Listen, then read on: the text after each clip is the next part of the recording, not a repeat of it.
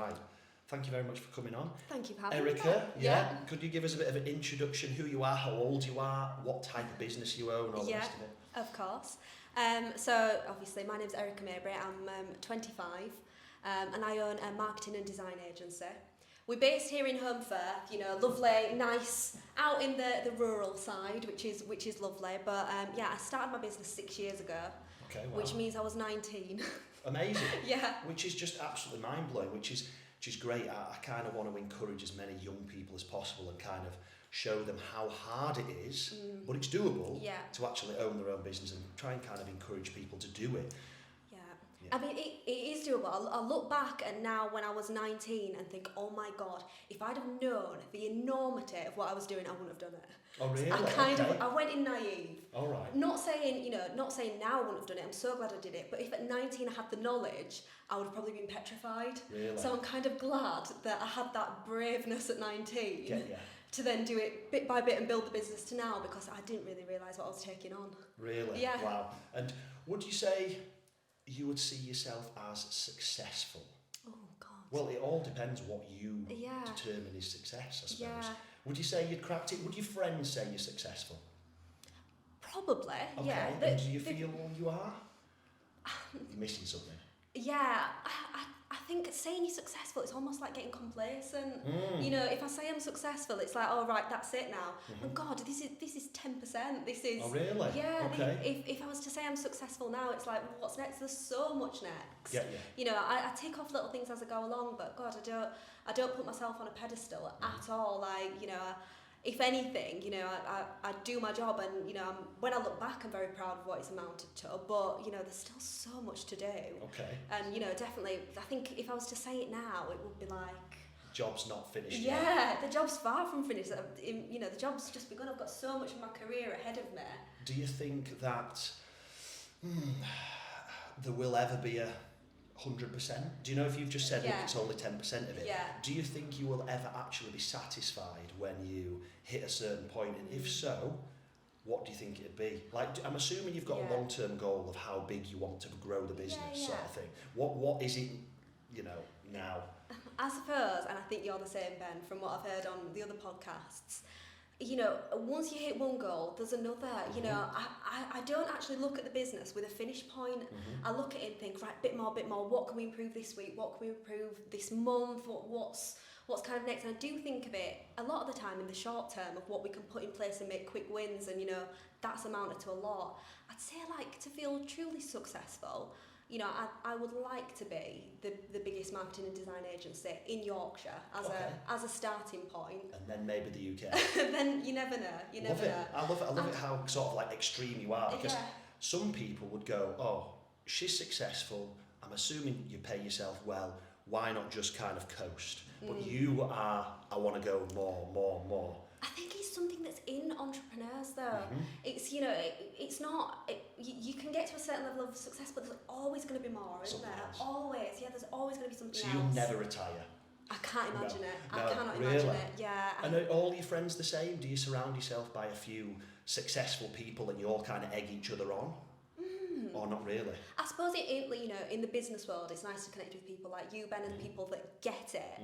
A lot of the time, if I'm with my friends, I do try and kind of step back from the business world, because unless you're in it, immersed in it, you don't get it. You can't vent to other people. I could vent to you about it because you go, God, yeah, I've had that. Staff. You know, I remember when that happened. But you know, I am very focused, and I think that, you know, going way back to potentially when I was at school, I was a very lonely person. So like year 10, 11 at school, I was on my own, I had no friends. But I don't look back on that and think, oh God, what a terrible time. I think that is the time I learned to be independent. And that independence gave me that confidence to open a business, to walk into a networking event on my own at 19 and not be fazed, because I'd spent that kind of early part of my life spending a lot of time on my own. I've never needed that backing of people around me. Right. Or so you're a bit of a loner almost. Absolutely, I feel like this is one thing people don't realise. They assume that if you do well and you've got a big business, everybody wants to be your friend, but you don't really have time for friends. Do you know what I mean? Does that make sense? And it so does. do you know when you are spending time with your normal friends in a 9-to-5 job, do you feel like you are influenced in a negative manner, or are you so focused that nothing can rub off onto you, if that makes sense? say there's a little bit of both because, you know, my best friend has just gone off travelling. How amazing, you know. You couldn't do that though. No, I could way. never I could do not that. do that. No, I could never do it. I look at her and think, how amazing and good for you, that's so brave, but it's just not the path I'm on, but I'm okay with that. I don't kind of feel like I need people around me doing the same thing. I know what I want from Hollywood, and you know, when I say I don't need people around me, I kind of mean at my level, and kind of, you know, I don't need to surround myself with business owners as such, but you know, I've got such a fantastic team around me. Also girls that mean that, you know, we're a powerhouse really. I love it. So one question I had asked on my social media is what would we like to ask you? And a lot of girls actually said, have you found it difficult being a woman in the industry, i.e. do men take you seriously? And has it ever affected business in any way? Which I see it hasn't, but what's happened in and amongst it? I have been asked that question before, and sometimes I think, I don't know what to say, because you know, inside me, I'm a little feminist. I'm so proud to empower women, but for me personally, it has never once held me back. And I don't mean that in the arrogant sense. It's just that being female has never once been a factor for me. You know, I'm very comfortable with who I am, and you know, if anything, actually, I'd say in some ways it's been a positive. You know, I've gone onto construction sites, I'm wearing a hard hat and a high vis, and I'm here to tell them what they need to be doing with their marketing. I think, hang on a minute, who's this girl? But I quite like that. You know, it gives you impact, it makes you stand out. And I suppose, you know, if I know there is that feeling, I'm very lucky that I've not been affected by it. But if anything, I think hopefully I can lead the way a little bit and make girls feel a little bit more comfortable about joining this world and being that standout person in the room, and, you know, not feeling that they're behind a man or anything like that. Get you. So if we're trying to give a message to anyone that's 15 to 20, female, what is it? Just do it. If you've got an idea, go for it. Don't think that a man's going to get in your way. You know what I mean? Absolutely. I think it's something that you've kind of got to put behind you in some ways, but be proud of being female. You know, there's a lot of advantages to it. You know, men think differently to women. And when I deal with, you know, men in business, I deal with a lot of business owners. They'll have a very in some ways linear way of looking at things. It's more logical, isn't it? Less emotions. But as a woman, particularly selling marketing, marketing is emotion. It's how you make people think, how you make people feel and act. And I feel like women in particular are very good at that. And especially, you know, in a man's world, you know, men might think leaflet results in leads, results in conversions, where we might think, actually, if we create this joined up campaign and we roll it out on social media, we create web banners that go with it, we can create something that will make people feel differently, change the way they might think about things. And you know, I'm not saying that's exclusive to women, but it's just a pattern that I have found. No, it makes complete sense, that does. It really does. So here then, you are the absolute complete package. So let's say I own a gym, I come to you. What am I getting from you then? Is it social media? Is it website? What is it you do here then? Yeah, well, going back 6 years ago, I launched this business knowing that there was a big gap in the market for quality social media management. Okay. You know, I'd worked in agency. I worked for Worthington Brown at the time as an account manager. And they were offering this, you know, they were doing fantastic branding work, graphics, campaigns. And I was going to see their clients, but I was so frustrated because it wasn't going any further. You know, if they wanted that message to be seen, they had to pay for print, they had to pay for banners or anything like that. So I approached Neil Worthington, who was the owner of Worthington Brown, and said, look, we need to be offering social media to people around here. The closest competitor was, you know, quite a lot older than me, and perhaps didn't get it in that way. Didn't quite understand that. I know one local that's a bit like that. You're doing social media, really? Right. Yeah, I mean, I think you need a young edge for social media. I'm going off on a tangent, but with social media, I never had to learn it. I grew up with it. You know, I know what makes an impact. It comes natural. It comes so natural. What I had to learn is business and applying that to social media. I think when you do it the other way around and people know business and somehow think they can offer social media as a service, I think that is where it goes wrong. Yeah, they're looking at it different and the wrong avenue. Absolutely. You know, they will know how to post something and, you know, the principles of business, but really, how do they know how to get people excited? And it's that social media knowledge that almost can't be learned. It's something that I grew up with. But anyway, I'll kind of go back to where I was. So, you know, Worthington Brown had these fantastic clients, but things weren't going any further. So I approached Neil and said, look, social media's a thing, but I was very upfront and honest. I'm wanting to set up my own business. There is no way on this planet that anyone is going to want social media by Worthington Brown. It just doesn't have the right impact, it doesn't have the right pizzazz. Social media was, 6 years ago, social media management wasn't really a thing that people talked about. People just thought, oh, it's something that we've got to get on top of. But people offering that service, it was quite rare. Yeah, unique. People doing it well as well. It wasn't out there.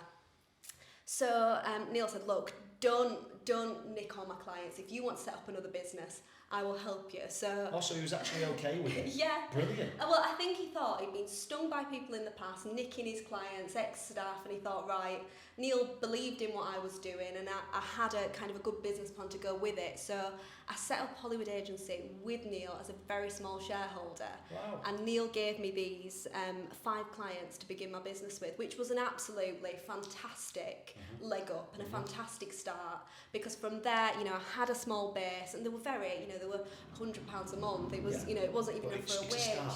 But it was a start, and I had that mini portfolio. Is he still involved, by the way? Well, last year we bought out Worthington Brown. Oh wow, fab. So okay. Worthington Brown has always continued as a design agency, Right. but last year we bought them out, which was a huge leap. So Wow.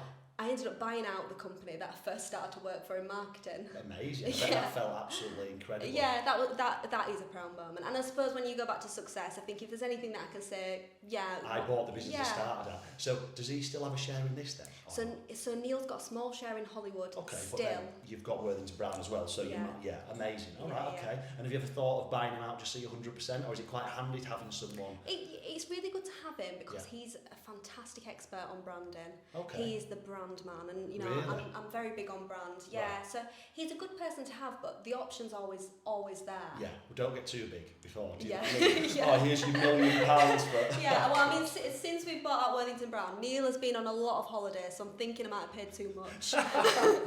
Oh, brilliant. Absolutely Yeah, brilliant. well, when I see him on Facebook on a boat and things like that, I'm thinking, have I been had here?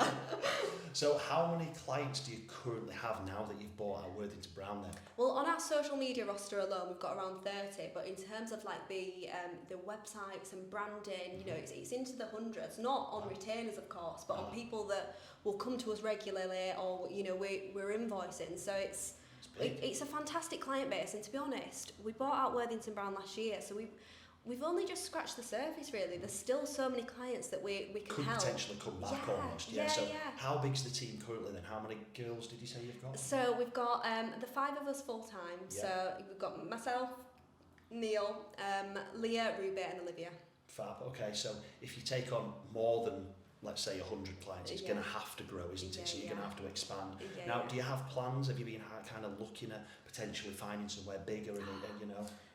Those plans are in action. I love this office and I love being in Home Firth, but the struggle we're having at the moment is we're getting a lot of Leeds clients. Okay. And Home Firth to Leeds, it doesn't seem a lot, but it is quite a trek. We want to make it... Huddersfield maybe? Potentially. Not move to Leeds, I mean. No, yeah. no, and I don't ever want to be in a city. Right. That's not my ambition. I love being in small towns, and I'm not looking for these big businesses. I'm looking for the smaller businesses that we can really make an impact for. Okay. My job satisfaction is not in working with some marketing managers, some department, although, you know, we can do it.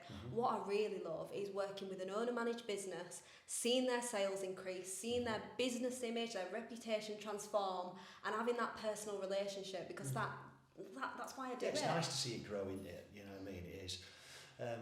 From a monetary point of view, are you kind of happy at the moment where you are? Yeah. You always want more. Well, it sounds like you have got this thirst for wanting more and more. It sounds like you have got probably a bit of ADHD like me, like you constantly have to keep moving.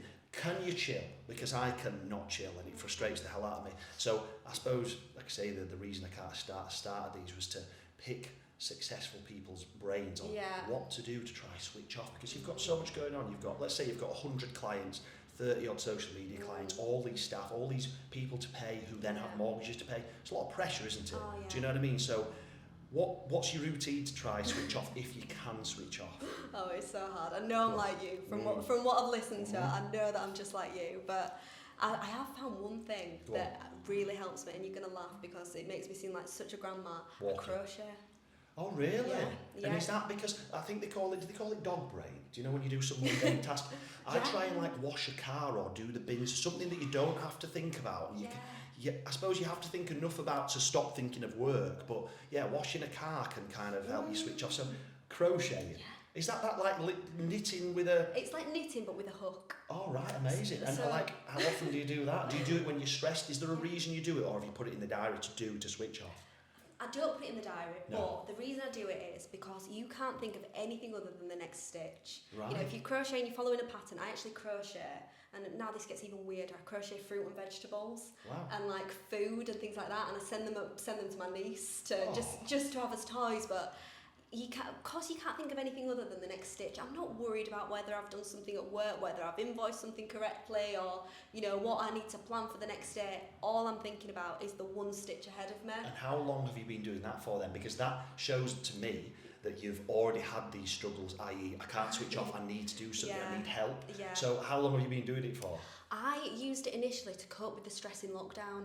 Oh really? Yeah, Were you still okay in lockdown, I'm assuming, or did it take a big hit? Oh, it took a big hit. Really? Yeah, Right. it really did. I think marketing is the first thing that people pause. Which is like the most important thing. I know. Is that what you want to get through to business owners? Let's say there's loads of business owners that are watching that just don't understand the sheer power of marketing.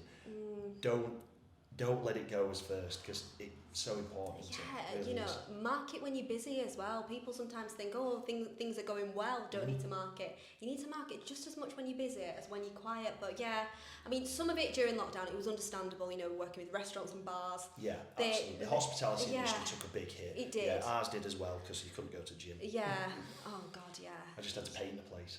Yeah, exactly. People were like, your literally, like I'd close my eyes and I'd just imagine brush strokes because I'd done that much of it. I'm like, this is frying my brains. This is, do you know what I mean? But I have to turn everything into a task, me.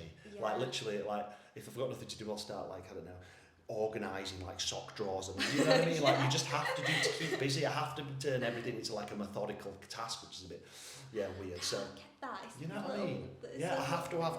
I'm like a bit of a plate spinner. I try and like do 20 things at once. And after I've done half the first task, I'll try jump onto the next. So I have to do like massive notepads to make sure I do one task at a time and slow myself down. Do you know what I mean? Oh my God, with the same person. You know what I mean? Though you just literally have to go, no, stop it, back to the first one, stop. Do you know what I mean? Because then the quality gets diluted, doesn't it? You know what I mean? So crocheting. What else? Have you got any other like? Have you got animals maybe? Does that help? Or, I've got a little kitten. Okay. Yeah, that you know what, that is nice to go home at the end of the day, and you just have that there. But yeah, crocheting's my main thing. I love just it. to. And what's your partner do then? Because surely he has to be quite understanding. I've got an amazing, beautiful wife who's, bless her, she supports me as best she can, but I suppose I don't really give her all the stressful stuff I've had in the day, because I feel like I don't really want to bring it home to her, because she should have been my escape from it, if that makes sense. Do you know what I mean? So how's your other half deal? Because you say your other half's a police officer, right? So he's got quite a high pressure job anyway. I'm assuming you're the breadwinner. Yeah, I'm assuming so. Right, okay, so how does that work? Because I know a lot of guys that are, I'm the man. So does he just accept it and go, yeah, my other half is a boss? Do you know what I mean? He's so supportive. Yeah, good. so supportive. I think if there was two of me, it would be chaos. And what I like about me and Eddie is Eddie, you know, he has a career and he's really motivated in his career. But what he's got is the steadiness of a salary. And I think in a relationship that is good. You know, my earnings are up and down depending on the performance of the business, as it will be for you. But it is lovely to have that, you know, that structure. And you know, Eddie, he keeps me calm, and I'll go home and rant, and because he's not in business, he's not going to say you need to do this, this and this, but he will just listen, and sometimes that's what you need. So he's sort of like the vent board almost. Yeah. And does he help at all? Do you know, as in like if you go, oh, this person's annoyed me, this person, will he kind of just calm you down a little bit and stuff, or will they just listen and be like, right? I think his advice would be, well, tell him to get lost then, tell him to get lost. But then you're like, I'm going to lose a client if I tell him to fuck off. You know what I mean? I wish I could. I so wish I could. But yeah, we balance each other out really well. So it sounds like Harriet does for you, which is yeah. I do think it's hard when you're not wired like an entrepreneur. It's very easy to be misunderstood, isn't it? Do you know what I mean? Because people think you're like crazy. Yeah. What I did want to kind of educate people on is the amount of sheer hard work you have to put in. Now, you'd said that if you'd known how much work it had been at the start, you might have not even bothered. Do you know what I mean? So me off. Right. So what back in the day when you were absolutely working pre-crochet, when you were stressed off your brains, how many hours work would you do a day? Oh my god. I wouldn't even like to put a number on it. It got so ridiculous. You'd get up at what sort of time? Oh, because it's a remote job, so you can work all the time. Yeah, can't you? I would be starting work at about 6 a.m. Right. So 6 a.m. and then you'd work till what were them sort of bad nights? 11. Yeah. Yeah.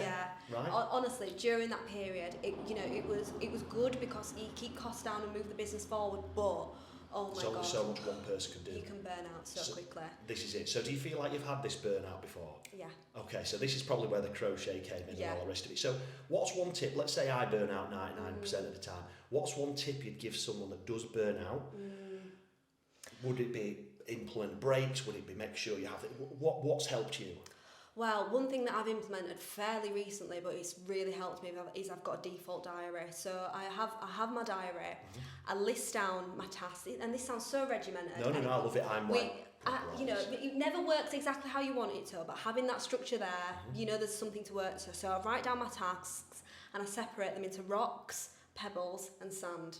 So my rocks are the things that have to be done and have to be done at that time. So this really is important. Prioritisation. So you're prioritising the big ones and then, right. And then I slot my pebbles in, and my sand I can either do or I can delegate because it's not super important. Where have you learned that? That's badass. I love it. I've read every book, listened to every podcast. Oh really? I try and absorb as much as I can, but it is regimented. But at least at the start of the week, I've got a feel for what needs to be done. And God, even when you do go home, you don't switch off. You're still thinking about the next thing, but at least it helps make sure that as long as the rocks are done, the rest I can work out.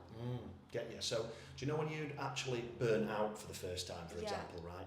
What were the signs? What were the signs? Were you feeling a bit down in the dumps? Were you not wanting to get out of bed? What was it for you that kind of went, this isn't living?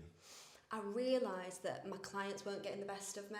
Okay, so your quality actually down, I'm assuming at the start, not obviously nowadays, but a couple of years in where you were taking on so much thinking, let's get the money, and then you went, actually, I'm not delivering the service I promised. Yeah. Right.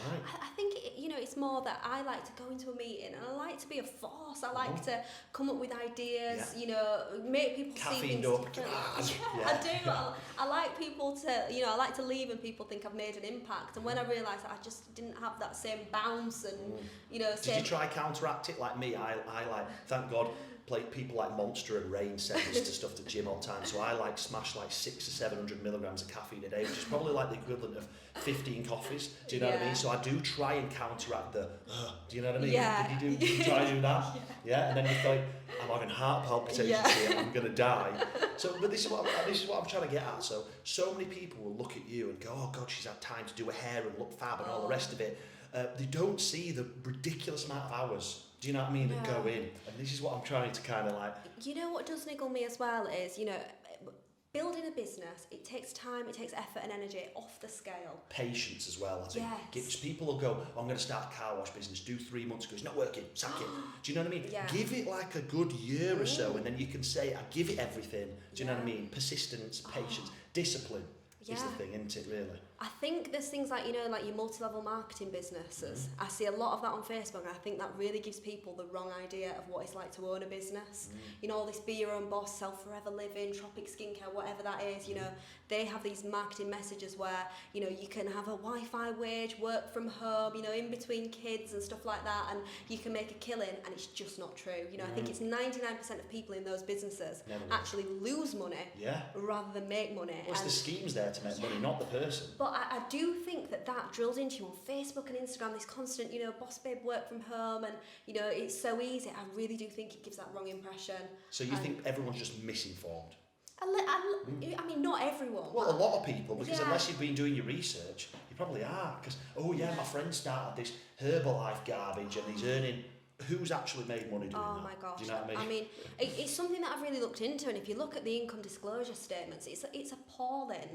You know, if I was Prime Minister, they would be absolutely banned. I know pyramid schemes are, but the you know, multi-level marketing falls through a legal loophole because they've got a product. But that kind of business, I really do find disgraceful. So not the people in them, because I think they're, you know, just been sold a lie. Absolutely, you know, they're almost victims of it. But I think that has given this perception of what it's like to own a business. It couldn't be further from the truth. You know, you don't follow this structure and sell products and recruit people. It's not like that.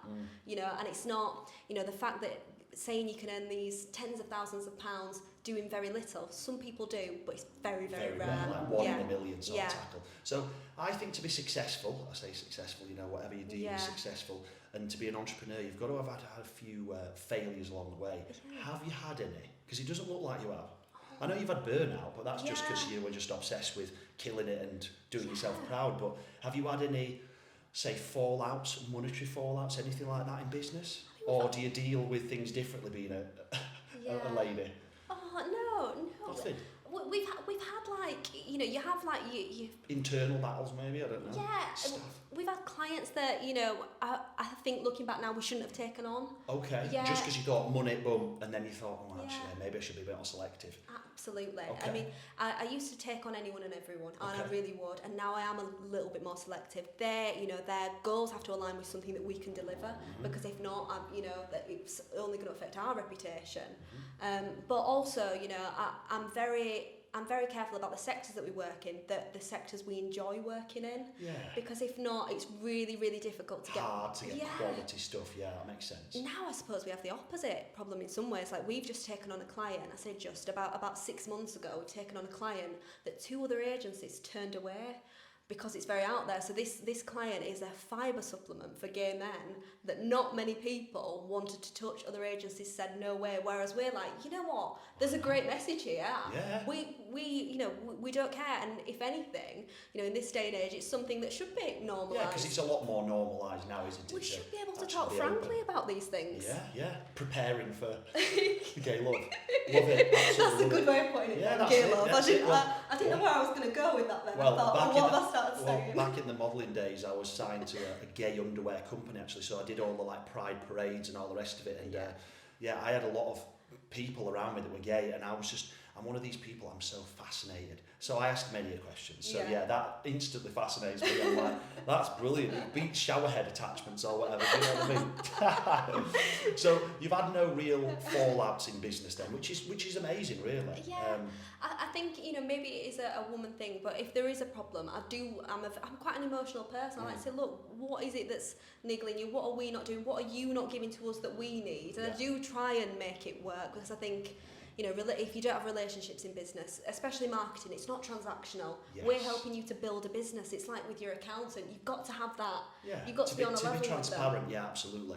So, from a business point of view, have you ever had a client come to you that's been an absolute nightmare, like the worst ever? You don't have to say who it is, but the experience, like they've turned up screaming or something like that. Have you ever had, or like got your personal number and left your voicemails or weird stuff, or dick pics, whatever? Do you know what I mean? Like, no dick pics. Damn it! Right. Yeah, where do I find those clients? Don't send dick pics. No girl likes a dick pic. Yeah, I mean, we've had clients, I mean, sometimes the problem is in marketing, someone will come to us and they'll have a business, and you know, as a fellow business person, that their concept is completely flawed. You know, their business, you can think, I could market the hell out of this, but actually... If it's a crap business, you're like... There's not the market there, you know, the price point isn't right, we're not positioning ourselves right, but if that business owner is adamant that that's the way they want to go with it, sometimes we have to say, look, we can't help that, you know, it sounds awful, instead of saying...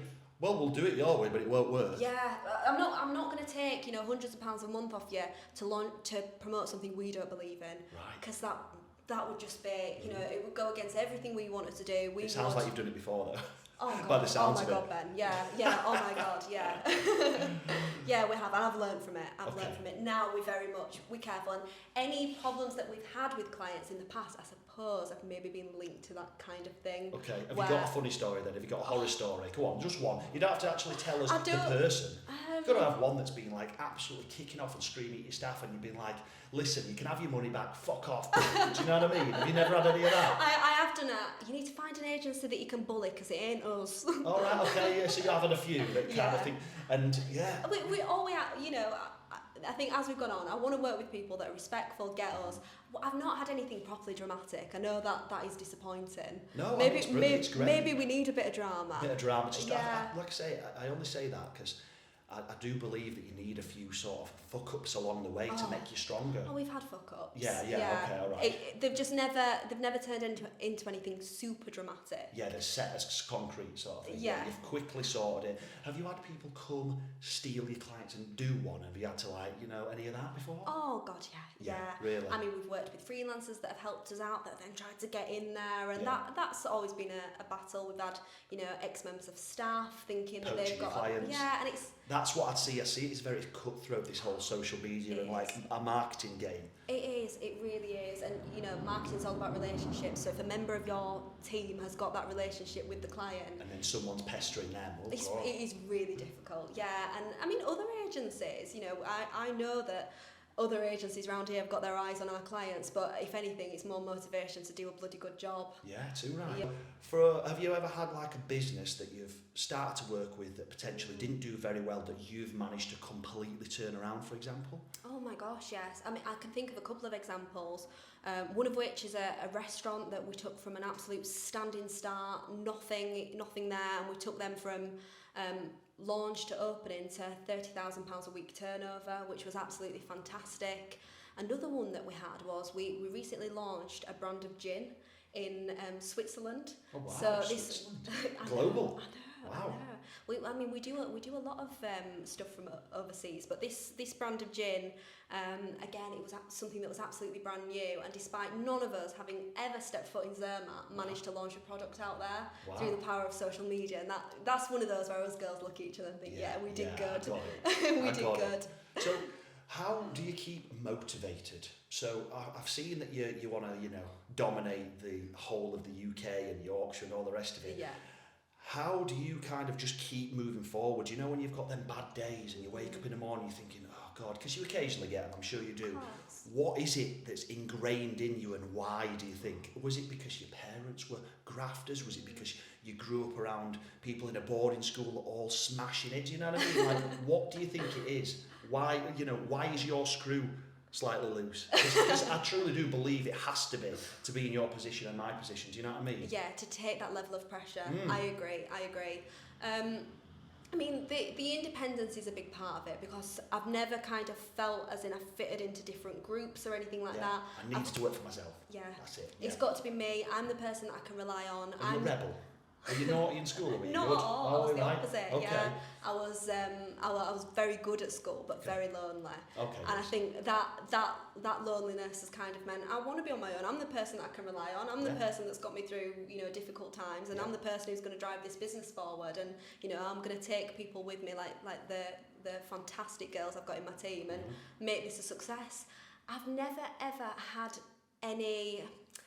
I don't know, I suppose other than maybe the stress of lockdown, I've never had any doubts about this is what I want to do. It's never even, I wake up and think, right, must drive business forward, must do more. Clarity. Do you have complete reminders? If you are having a bad day, do you have I don't know, a mood board at home and be like, I need that Rolex tomorrow. Do you know what I mean? What is it that, do you know what I mean? Because I need constant reminders. I've got 3 offices. Every office has notepads of tasks to do and constant reminders of, like my phone's got my daughter on it. I know this sounds ridiculous. It's got my daughter on it, so I'll remember to give her time. Because if not, my brain's going work and I'm like, that's my baby. And then when I do actually switch off, I'm like, oh, this is now. Do you know what I mean? So I need constant reminders because I'll turn into a busy fool if I don't. Do you know what I mean? So are you just, I'm business. Do you know what I mean? There's nothing around the house that goes, I'm going to go get it today. Do you know what I mean? Do you not have some sort of structure to your day? Yeah, I know what you mean. I think if there's anything that, the little hurdles, I've recently bought a house, that kind of makes you think, that's why I'm doing it. That's that's keeping me going. But as well, I go into work every morning and my team, and I'm not exaggerating, they are amazing. We are all on such a level. We laugh at the same stuff. When stuff goes wrong, we all jump in, find a way to dig ourselves out of it. It's good morale. Oh my gosh. So it's not a chore coming to work. So your advice to anyone setting a business would be, do it with people you get on with. 100%. Yeah. I've recruited and I've recruited wrong before. I've got things very wrong with the people I've taken on, but this team I look at and think, cracked it. These weren't friends before though, no? No. Would you say hire friends, or would you say don't hire friends? Because I think friends in business is a tough one. It's only really ever worked once for me, and it's because we're identical and he just leaves me to it. Yeah. Does that make sense? Yeah. So have you ever tried the whole friend thing, and is it, no? I would say that, you know, I've got the girls who work for me here, they've become my friends. And, you know, really? I know you can say in business... It's dangerous. I know. You know... Because it's going to hurt you if one of them goes, because you're like, do you know what I mean? I've had that before because, you know, I've also had experience of working for a horrible boss, so there's part of me that thinks, I don't want to be that, I want everyone who works here to be happy. But also, I'm 25 and I've got to have fun at work. You know, I spend the majority of my time there. Of course, I've got to provide structure and provide direction, and that I do, but also I want to work with girls that I get on with and we can have a laugh with, and it is so important to me that they are my friends, and I know so many people would advise against that. But I love it because it's breaking the norm. Yeah. Do you know what I mean? Like, I actually struggled to find a lady to do the podcast, because I don't know, I think ladies are a bit smarter than guys and they aren't as extreme as you. So you are, I suppose, very unique. Do you know what I mean? That you're, like I say, you're wired up, entrepreneurial. I think I was listening to an interview last night about like the FTSE 100, and there was only a few companies owned by ladies in the top 100, and this psychologist was saying, well, they're just not as extreme and they're not as silly as men. They're not willing to literally give up the whole life to do something. I think you've got a little bit of balance by the sounds of it. Do you know what I mean? Yeah, in some ways, I would agree with that. I think that, you know, women do look at things quite emotionally, whereas men do logically, and men just think next step, look at their business quite in a linear way. But, you know, one of my goals for the business eventually, and I'm not there yet, but is to be able to provide balance for myself and for the people who work here. But, you know, from now until 30, I think your 20s, you've got to kind of accept. Graft while you can. Yeah. So, young people out there, graft while you can. That's a good message. Yeah, it absolutely. Is. Until you're 30, smash it out, because you don't have the sort of energy levels you do, you know, at 20 when you're 30, do you? Oh my gosh, yeah, exactly. This is your time. If you want to make something work, especially in your 20s when you've not got as much to lose. You know, I launched my business, I didn't have a mortgage, I didn't even have a car to pay for, I had a little Mini that I'd already paid for, so I didn't have pressures, and I accept that starting a business at 19 without having much to lose is a lot, you know, it's less of a leap than it is to do it further on. So I would recommend, if you have got that spark in you, try and do it early, make that leap as early as you possibly can, because if not, it just gets more and more difficult to make that jump. You get too many commitments, you know. If I was in employment now, you know, it would be really difficult having just got a mortgage.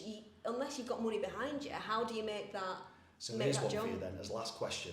If everything was taken away from you now, right, absolutely everything, you have no job, you have no money, no nothing, you've literally got your clothes, I don't know, maybe like 50 quid. How do you start again? What is the plan? Let's say we've just stripped it all from you. Because I'm thinking people are coming out of uni, they've got student loan. Where do we go? This is the good one. I would say, particularly if you know, let's say you wanted to join my industry, marketing and creative. Get a phone. Get a phone. Get a job to get a phone. Yeah. I do believe that you should have some experience working in an agency background. You know, I didn't have loads, but by having a little bit of time working in Leeds in an agency and then moving to Worthington Brown and working there, it gave me that kind of foundation knowledge. I wouldn't recommend, you know, in the world of marketing, I wouldn't be saying get yourself to uni, get a degree in it, because I know that in 6 months in industry, you will learn way more than you do in a degree. I think. Sack uni off, don't get in, just go party, sack uni off, which I completely agree with, by the way, because you can go party at weekends, get a job and then go. I mean, like I say, that's only our advice. So go, I'm assuming, go give your resume to every single agency and go get a job in an agency. Absolutely.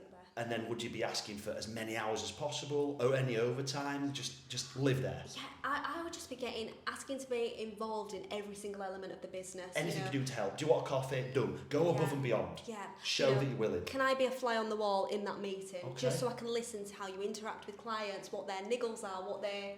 Pick up all the knowledge. Absorb it. And then once you've got a bit of fluid capital, i.e. money, do something. And that's what I did. But also, if you've done that, you're thinking, right, I'm going to start a business. One thing I would say to all new business owners is, do not scrimp on your brand.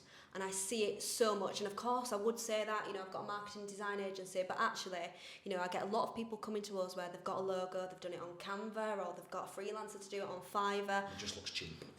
It looks terrible, it doesn't have the right fonts, it doesn't have a colour palette, and then they want us to take it to that next level with a website because they think, oh, well, we'll invest there and the social media. And actually, if I had any advice, I would say, don't do that. Get your logo and your brand to perfection, and then if you want to scrimp further down, because your logo is the epicenter of everything that you do in the world of marketing. Every single thing you do, whether you're entering awards, whether it's, signage, whether it's your website, your logo is the epicenter. Scrimp further away, but your logo needs to have that investment. I love that. So you've worked for an agency, you're at the point where you've got a bit of money, you want to do your own agency, spend a load on branding with probably the agency or do it yourself, then take over the world. Exactly. I love it. Well, thank you very much for your time. Thank you, Ben. Thank you. And if you've got any more questions, fire them our way and maybe we'll have another one sometime soon.